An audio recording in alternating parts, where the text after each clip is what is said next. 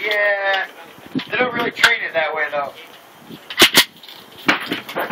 They train it that way. I guess when you're infantry.